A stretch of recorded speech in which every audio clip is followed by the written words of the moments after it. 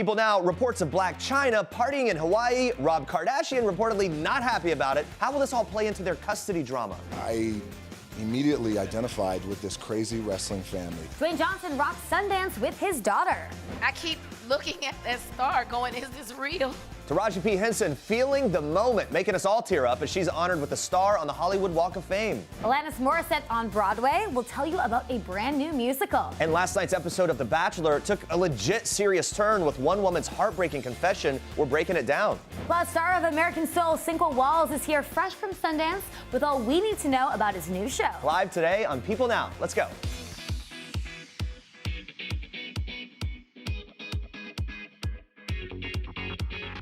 Hey, good afternoon, everyone. Is it afternoon? Yes, just a little bit. Yes, it is. We're back from this long weekend in LA. We're catching up. Our body clocks are catching up. I definitely missed the sun. It was really nice. Yeah, the SAG Awards there was so much going on with that. We loved it. We're gonna be probably reliving those moments for a few days, but for now, let's get into this. We are starting with some drama in paradise for Blac Chyna. People has confirmed that officers and paramedics responded to a Ritz-Carlton residence in Honolulu on Monday where Chyna and her boyfriend Kid Boo were vacationing. A source says that it was more of a he said, she said situation, and they added that both Chyna and Kid Boo were intoxicated at the time. Now, the Honolulu Police Department confirmed to People that an incident took place. In a statement, they said, quote, a female visitor reported being assaulted by a male acquaintance, and the victim reported that she and the suspect had been involved in an argument several hours earlier, and the argument had escalated to a physical confrontation. That's the quote. People is currently out to Chyna's attorney for comment. We'll let you know if we get an update on that. Now, before the alleged incident, Kid Boo was sharing multiple racy videos of Chyna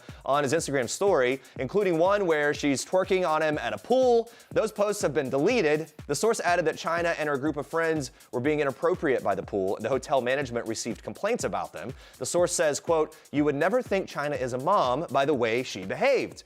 Chyna is mom to son King Cairo, who she shares with rapper Tyga, and Dream Renee, who she shares with Rob Kardashian, of course. And Chyna's alleged fight with Kid Boo comes amid some drama with her ex Rob. The former couple share joint custody of 2-year-old Dream, and over the weekend, Chyna was supposed to care for their daughter. Now, TMZ reported that Rob couldn't get in touch with Chyna to drop Dream off, and when he found out that she had jetted off to Hawaii, he was not happy. An insider tells People that it was Chyna's plan to have Dream stay with a nanny while she was out of town. Now, Rob's reportedly mad because if either parent is out of town, the other parent is supposed to have the option to keep Dream. That makes sense. The insider adds that Rob doesn't want Dream to stay alone with a nanny while Chyna parties in Hawaii, and that Rob is now getting his lawyer involved. You can stay on People.com for all the latest on this story as it continues to develop. Now listen to this. Alanis Morissette's music is heading to Broadway this fall. Songs from her 1995 breakthrough album, Jagged Pill, will be used in a new musical of the same name.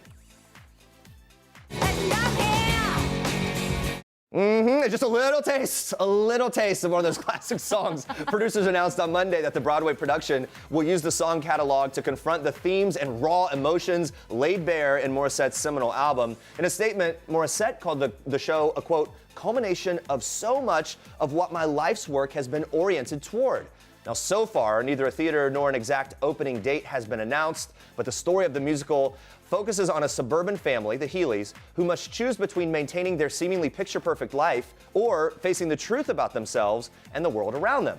The new musical features music by Morissette and Grammy winner Glenn Ballard, who co-wrote the Jagged Pill album. It also has an original screenplay by Oscar-winning writer Diablo Cody, who's known for writing the movies Juno and Tully, so that's pretty amazing. And Tony winner Diane Paulus, whose credits include Waitress and Pippin, will direct the production. This is a top-notch team all the way around. Jagged Pill landed Morissette her first Grammy wins, including Best Rock Album and Album of the Year. Going to be great kind of re-listening to the music and maybe even introducing that music to a whole new audience. We're pretty pumped for that.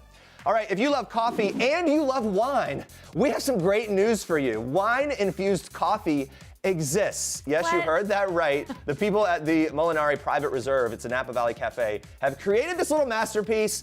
Not all heroes wear capes, guys. I don't know how I feel Some about make that. coffee Look, wine. I love coffee and I love wine.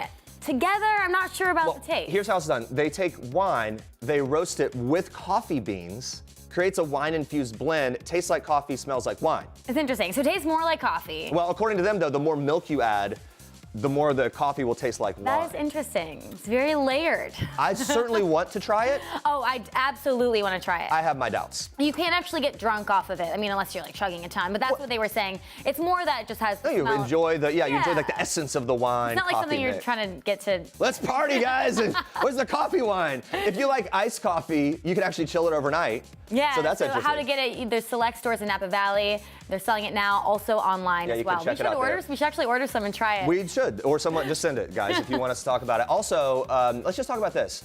Alex, one of our crew members, told us about this other wild food beverage thing. Yeah. I didn't know about this. Avocado lattes. People scoop out the avocado. They put a latte in the skin. And then you drink it from there? Yes. What? Again, I have my doubts, but I try it. But I like avocado in anything, because you'll have it in smoothies and everything. So that one I could maybe get behind. I don't know.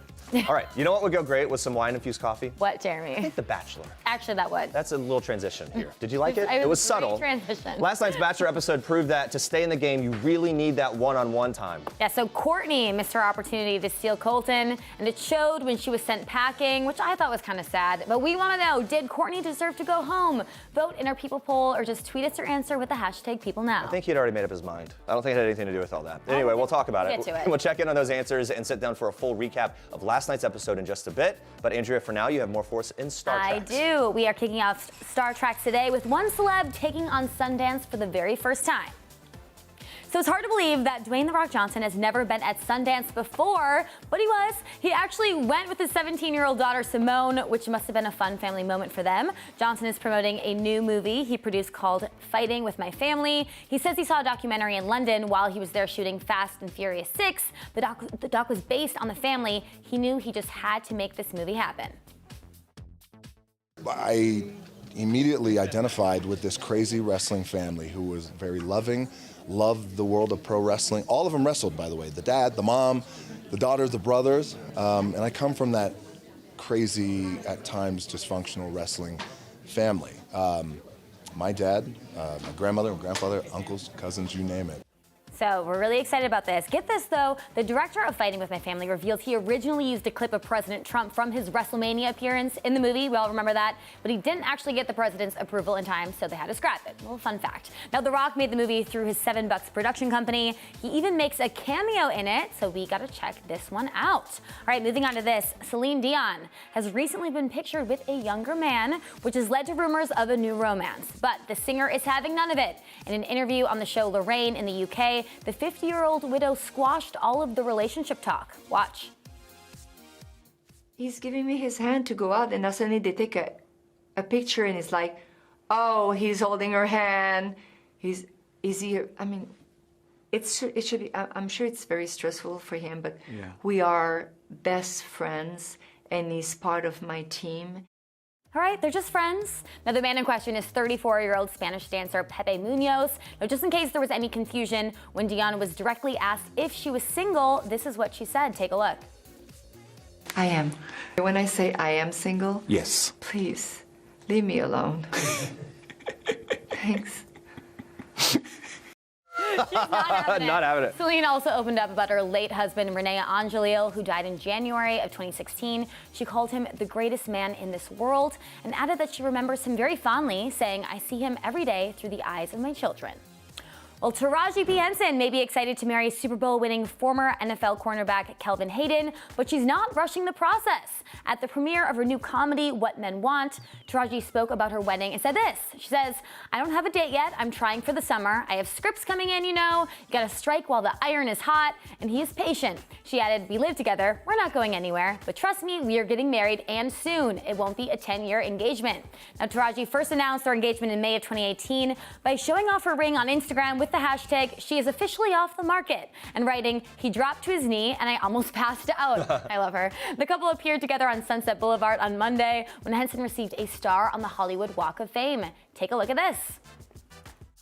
This is really surreal. I keep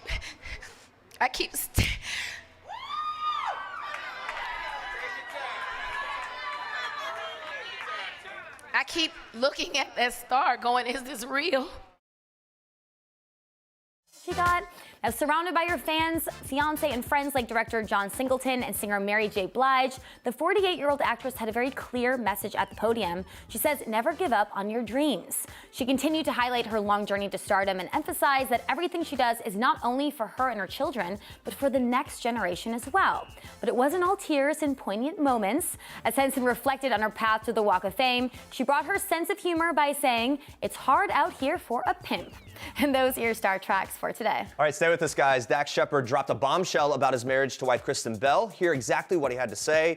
Plus, if you missed last night's episode of The Bachelor, we have got you covered. We're breaking down all the most dramatic moments and some of the really serious stuff that was discussed in last night's episode in just a bit. Last night's episode of The Bachelor sent Courtney packing. We've been asking you if you think she deserved to go home. Let's check in on our People poll results so far. What do you think? Yes, she was so negative. Whoa.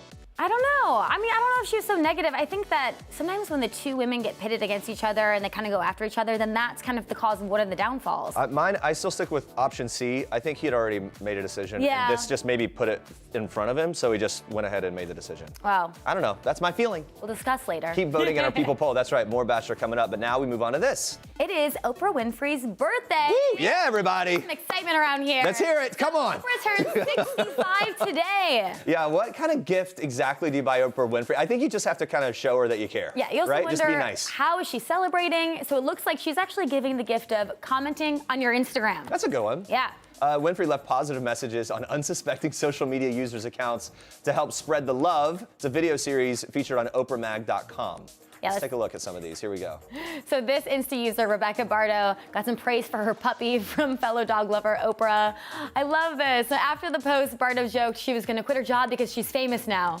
Oh, that's really cute. So Oprah said, "Oh, such a cute puppy." It would be crazy, right? Open up your account and there it is. All of a sudden, a notification from Oprah. Yeah. So the whole thing is part of the Spread the Love campaign there, and she's pushing for that. This person totally fangirled when Oprah commenting, saying that they look like a magazine ad for happiness, which they do. Yeah, they do.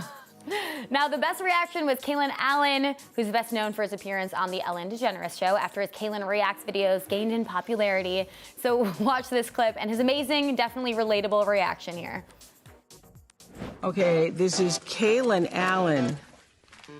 Now, this is the goal aesthetic I'm reaching for. Okay, let's see what Kaylin Allen is saying. Looks like you're living your best life, Kaylin, living your best life.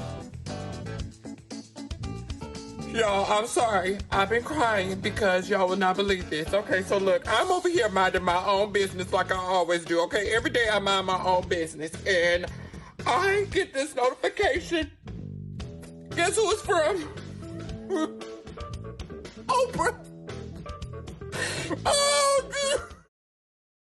All right, Oprah, we're patiently waiting for our comments. Let's move on to this. Guess who broke the cardinal sin? If you didn't know, this was it. They gave up on J-Lo and A-Rod's 10-day challenge. You don't break that rule. Well, first of all, have you heard about this challenge yet? Basically what it is, J-Lo and A-Rod are doing no sugar or no carbs for 10 days. It was Carson Daly. He bailed after just 24 hours, guys. The whole thing started when J-Lo went on Instagram last week to challenge some of her celeb friends to join in on this thing. Watch.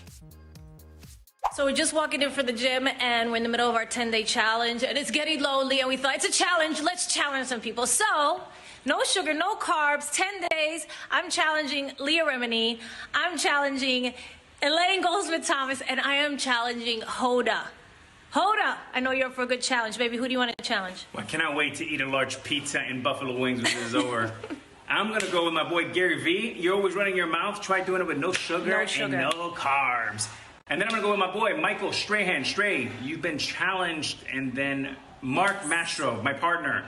Go get it.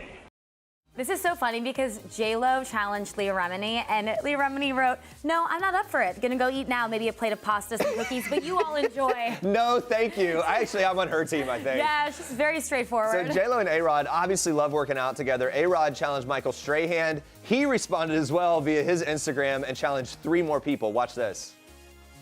Hey, just wanted to say, Alex Rodriguez, I saw your challenge. I accept.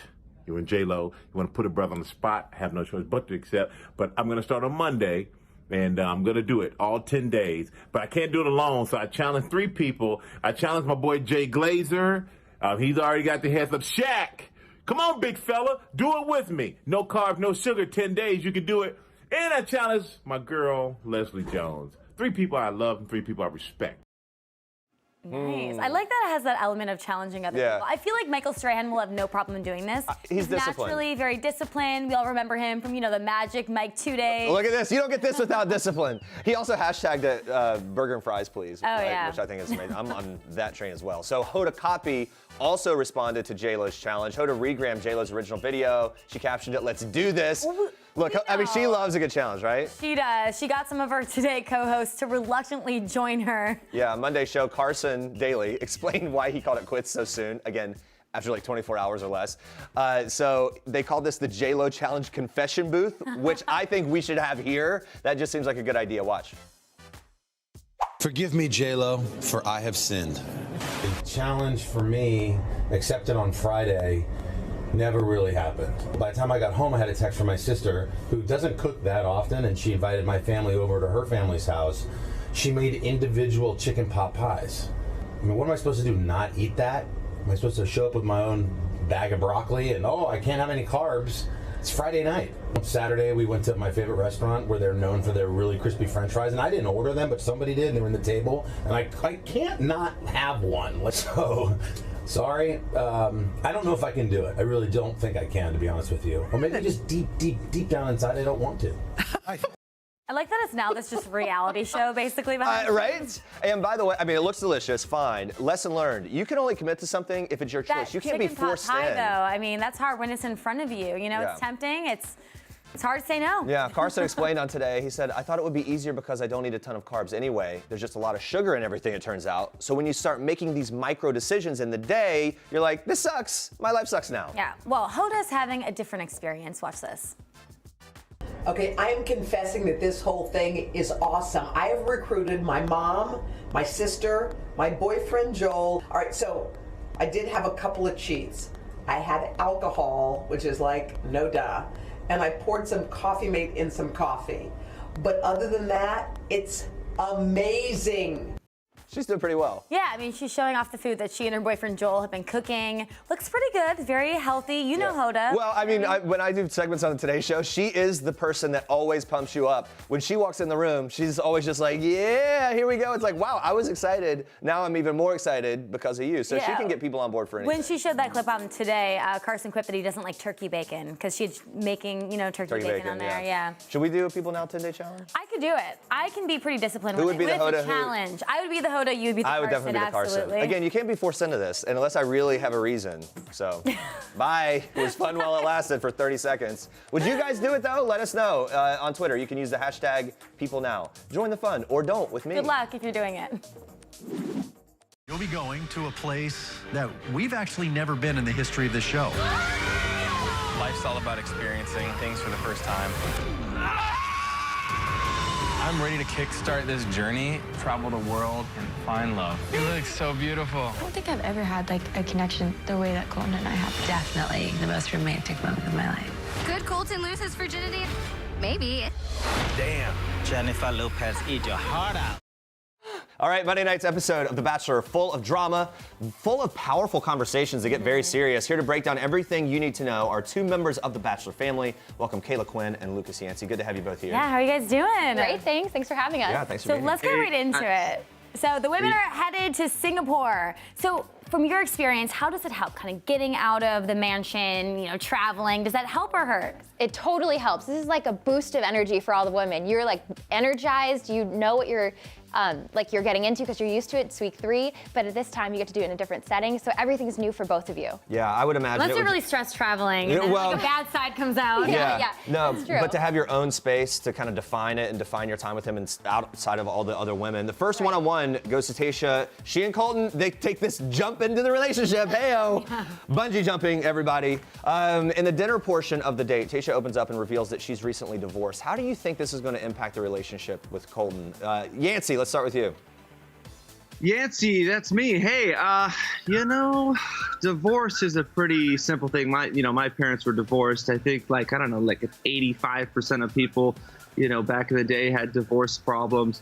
I think it's pretty common, It sounds like Colton's parents were divorced, and nothing to worry about. I think in this age, you know what I mean? Caila, what do you think? What about the revelation? How's it going to affect things? I think it really shows Colton that she's serious, that she really gave it a try. They were together for 6 years. It's something she really takes seriously, commitment. And so I think it's something that's really attractive to Colton. Yeah, and especially that she was so open about it. She wasn't hiding it. It wasn't that big of a deal, and she was really honest. I thought that was really good, and she'll show some vulnerability. Okay, let's talk about this. Next comes the group date.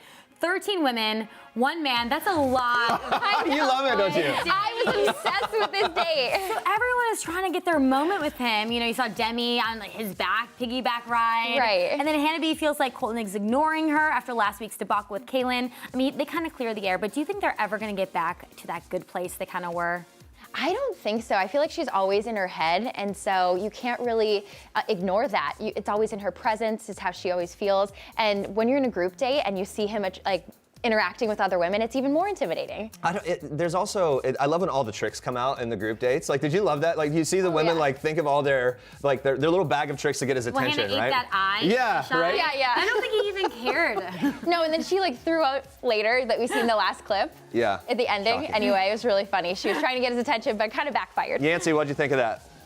Yeah, no, I think it's everyone's trying to pull out all their tricks. Everyone's trying to impress him. I think she's like, he didn't even notice that I ate an eye for him. I'm like, yeah, there's 12 other women there, I don't know, whatever they're eating, scorpion, legs. Yeah, right. All right, so I don't know if it's worse to be stuck in that position or the next one. Talk about Cassie. Seems to be turning into a bit of a contender here. But while in Singapore, she and Colton learned via a psychic that they were brother and sister in a past life. Strange turn, weird dynamic. What do you make of that? Is it just completely awkward now, or do they just take it in stride? I think they both felt awkward from it, but they talked through it and then, had a really romantic and passionate kiss. So it sounds like they got through it. It made me feel like the kiss was weird. I don't know. I can't get over it. I thought it was hilarious. Yancey, what'd you think? Yeah, no, I have a sister. Not that that's weird. Anyways, the point is I thought it was a little awkward. I think they were kind of like, come on, let's move on. Even the producers are probably like, let's stop talking about the brother-sister thing dynamic because it's weird for everyone watching right now. But I think they have a cute relationship. But it's some storyteller in Singapore on the streets. It's not Oprah here. Caila, what would you have done in that situation?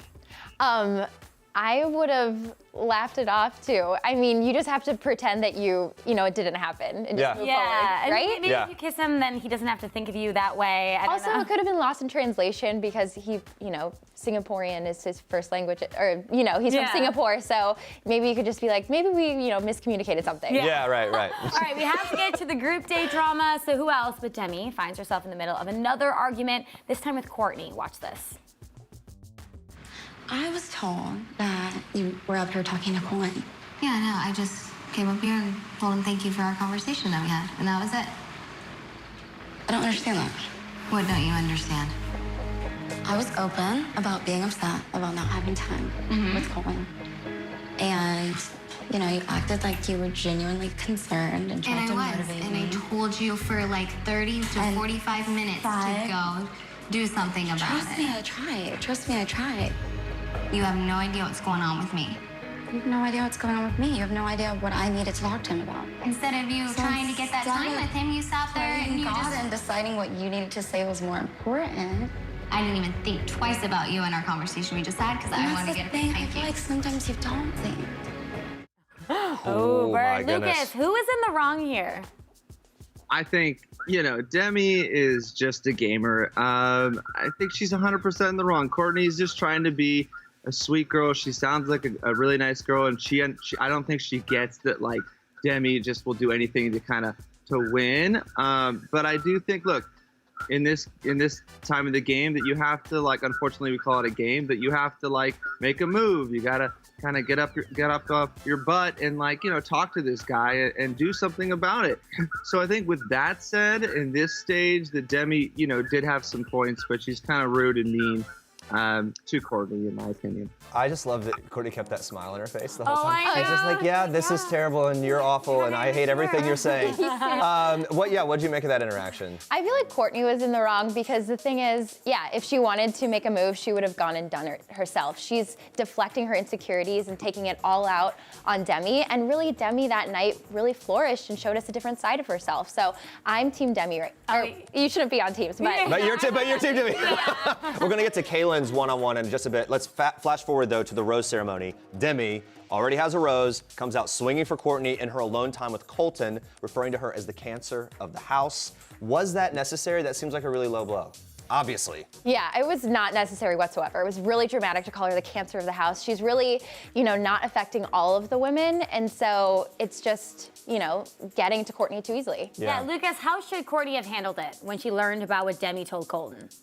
I think she should have snapped, said that she was eating a banana over her bed or something like that. No, I think that I do think that was kind of what I was alluding to, which is that the whole kind of Demi, episode was really leading to kind of what she said that night, which is she actually deep down believed that Courtney was a cancer, that she was this, that she was that, and now she's kind of really confronting you saw her with all those girls kind of in a group and Courtney goes, hey, who thinks I'm a cancer of the house? And all of a sudden, Demi's like, oh, yeah, I said that. She's like the only one. I think that was a really bad look. It was a bad moment. A lot of the women, guys, opened up, shared some deeply personal and heavy secrets about themselves. Kaylin's in particular stands out for sure. During her one-on-one, she opened up about being drugged and sexually assaulted in college. Colton even revealed that his first love was sexually abused. Terrible situations all around. How do you think this conversation strengthened their bond? Caitlin, what do you think? No, we'll start with you. Caila. Anyway, I think it really did strengthen their bond because it, showed how sensitive Colton is to the topic, and he was a total gentleman when Cailin shared her story. He looked at her in the eye and was really engaged and just said, I wish you didn't go through something like that. It's terrible.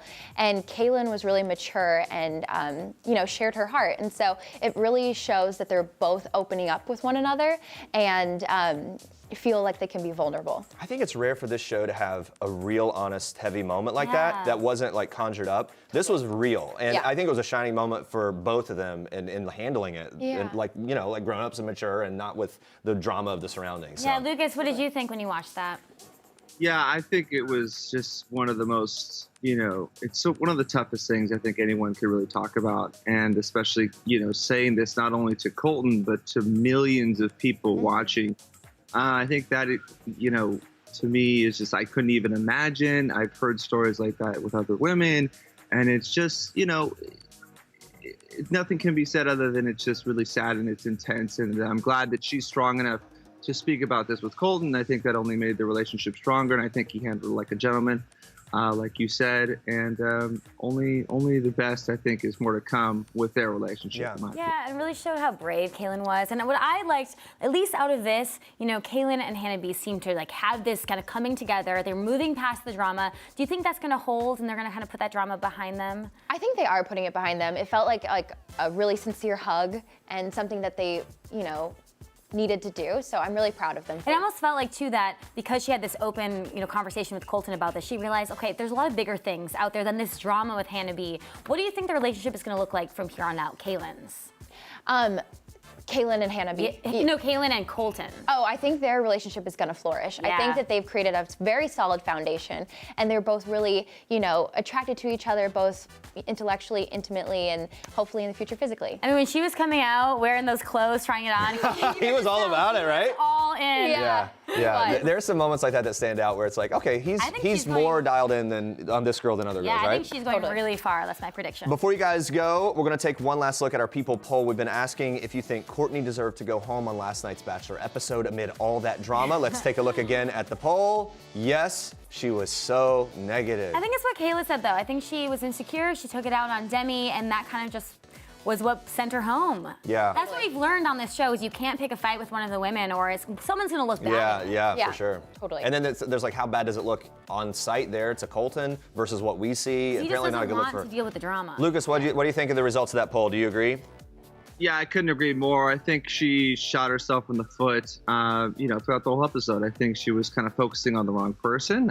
As you can see, she didn't really focus on Colton. I think that happens in a lot of these Bachelor and Bachelorette shows, that people focus on the wrong person. I think Demi had a point. She's like, look, I'm here for Colton, and that's the deal. I'll make a few friends along the way, but that's kind of what this whole story is about. And, I really liked her, though. I have to admit, though, I love watching Demi.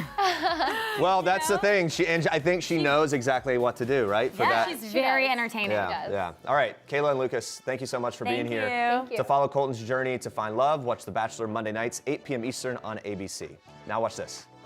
I've always felt very confident in relationships. So I never, ever was like, oh, I hope I can keep Kristen. So that's Dax Shepard on Off Camera with Sam Jones, opening up about his relationship and marriage with actress Kristen Bell. So he says he's always been pretty arrogant when it came to dating, and when he met Kristen, she was actually too good for him. He wasn't sure he wanted to be good like her. Here's how it broke down. He says when the two met, she was a Christian who would spend the entire day trying to find the owner of a lost dog. So like too good for him. He said, quote, that's great, she's good, but that's not what I want to do. I'm not that good. I don't want to spend my day finding the owner of a dog. So I wasn't fearful I would lose her. I wasn't certain I wanted to be with someone like that. I mean, it can be stressful to look for a dog or a dog's owner. He said things changed for him when Kristen never showed a desire to change him as a person. And then he also saw how her actions resulted in a better life. So this was his quote. He says, I wanted that, so I chose to move more in her direction. So he added this. He said, she's the first person I dated where I made a real conscious decision that I wasn't going to try to make her into the person I wanted to date. They both ended up kind of not trying to change the other. They accepted each other for who they were, and I guess that's the way to go. Yeah, I mean, because it can be kind of stressful when there's that tension to try to be like the other person. The interview really started off with Sam Jones saying, your wife is a Disney princess. And Dax has actually described himself as a dirtbag addict, his words. So Sam was wondering, how did these two people come together? Feels like a mismatch. Yeah. But there you go. So the couple has now been together for more than a decade. They married officially in 2013. They share 2 daughters, Lincoln and Delta. Now, he's been sober. He's been very open about his journey in the past. He's gone through a lot. Yeah, and if you're wondering, Kristen didn't seem to mind the interview. She was posting to Instagram stories of Dax and her in bed watching the interview together, so seems like they're having fun with it.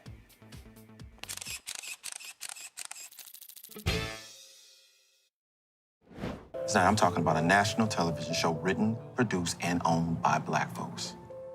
I'm talking about bringing us not whitewashed, not toned down, but us in the millions of homes, like it or not. Black folks the way Black folks was meant to be seen, strong, powerful, and beautiful.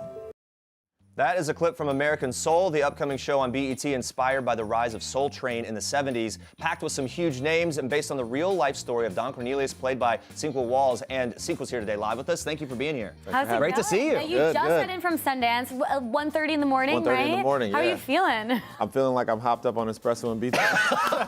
And looking fresh here, too, by the way. Shout out to my stylist. Great. Yeah, So you were yeah. at Sundance for the premiere of American Soul. It was Yes. your first time at the festival, right? Yes, absolutely. So, I mean, talk us through, what was it like being there premiering this? It was an amazing experience, number one, because you get to take in the whole culture of what Sundance is. You know, people coming through for a collective of enjoying film and seeing everything that's going on there. And then for us, with American Soul, it's one of the first time that TV shows have been there to premiere and screen. It was amazing. People received it well. People were excited. Anticipation was building, so it's great. That's Did you go to the parties? I always hear about the parties. Yeah, the parties are good. I went to as many as I could, but I always had to get up in the morning to do some type of press obligation, so I didn't want to stay out too late. Smart. Only so Smart much man. espresso you can do. That's my answer. We're just saying,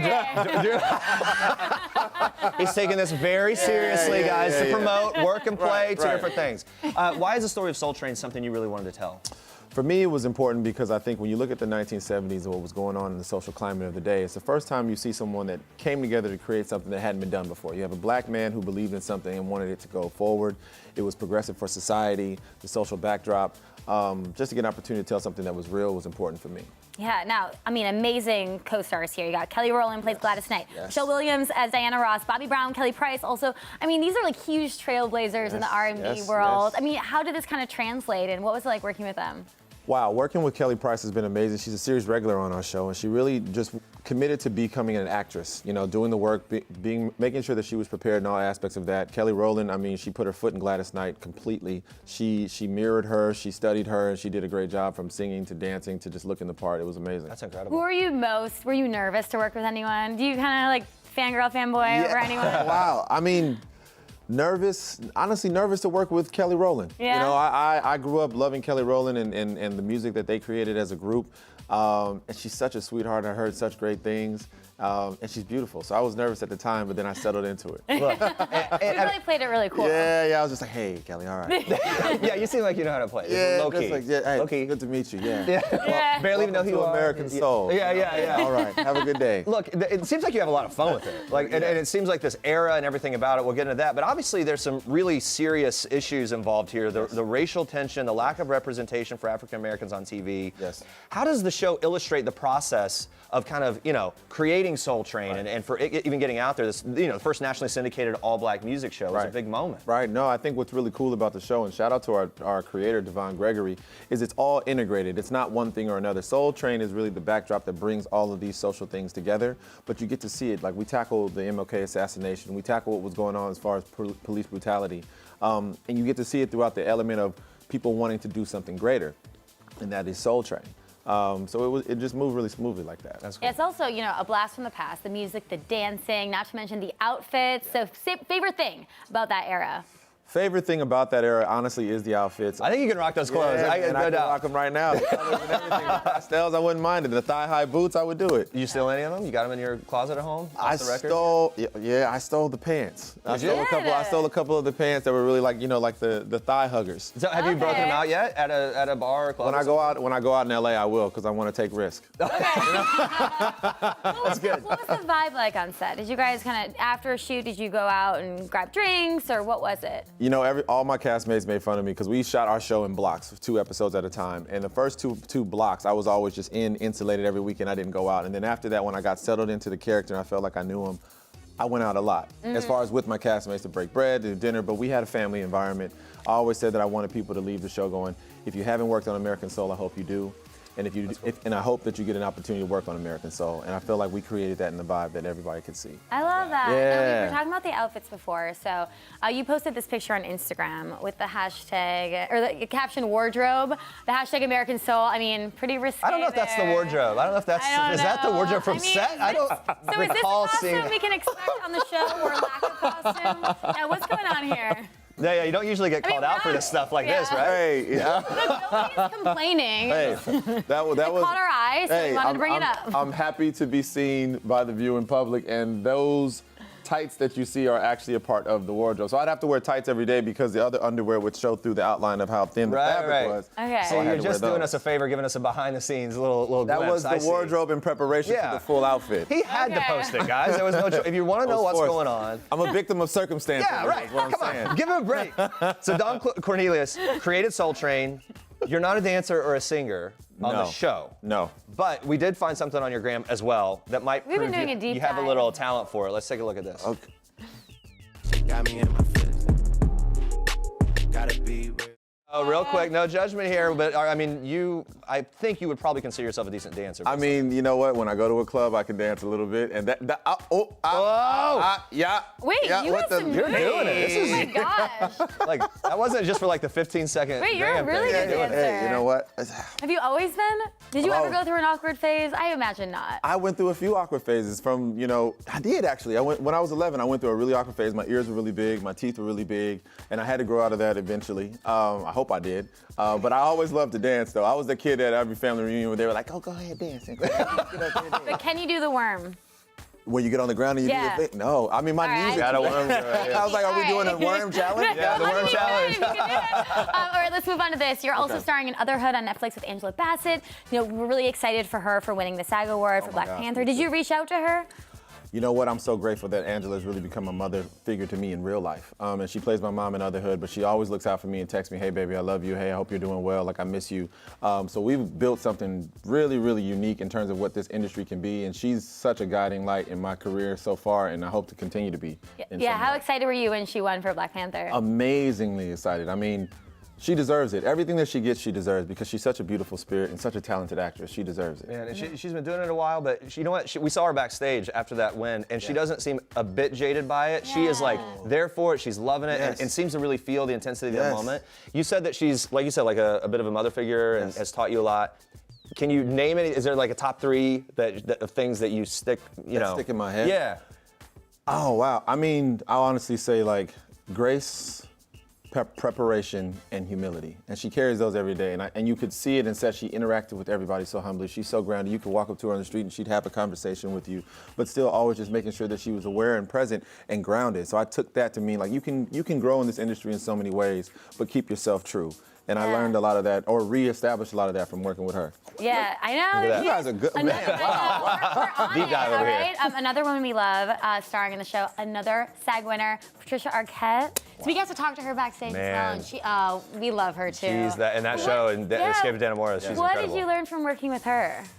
Spontaneity. You know, Patricia is one of those people that I think she's so tapped in. From an actor's point of view, she's so tapped in that she's so spontaneous and improvs all the time. And she would just kind of come up with her own things and trust herself. So spontaneity and just trusting yourself and really just being comfortable in yourself. What you see is what you get with her. Must be nice working with these fierce ladies. It's a gift, man. I'm learning so much from working with them. It's amazing. All right, let's talk about this real quick. Can't let you go. We talk about Friday Night Lights a little bit. Yeah. Can we do that? Clear Jamarcus eyes, full Hall. Oh my gosh, I loved everything about Friday Night Lights. Yeah. Do you stay in touch with that cast? What's the deal? Like, okay, you see that. Look, you're blown away by those pictures. When you see that, though, what goes through your mind when you think back to that time? I learned so much on how to be on a set from being on that show. I learned so much from Kyle and Connie and just how to carry yourself as a lead of anything. I realized how young I look right there. That is crazy. I haven't seen that in a long time. But yeah, I just learned about how to carry yourself as a professional. And they created an environment that I think what the audience saw, you saw when you were actually a part of that show. And I was so grateful for that. You keep in touch with them? Yeah. We run into each other all the time and it's always love. But you know, life takes you in so many different ways. You always have that in common. That's Yeah, a great but touch you always point. have that connection, yeah. All right, well, before you go, we're going to play a little game called Speak Your Soul. We got this handy-dandy jar full of questions which you can choose from. Okay. You'll have the opportunity to speak your soul, all right? Are you excited? Now, did we do this because of American Soul? Now I'm speaking my soul? See? You see the connection? All right. Yeah, I like it. You guys. All you have to do is grab one of these things out and then read it and answer. Read it and answer. Pretty straightforward. You're not allowed to say no. You might get one pass. We'll see. Let me see. Is this one thing? Yeah, it's one thing. All right. Here we go. Speak your soul. Speak my soul. Would you rather never take a selfie again or never eat your favorite food again? Oh.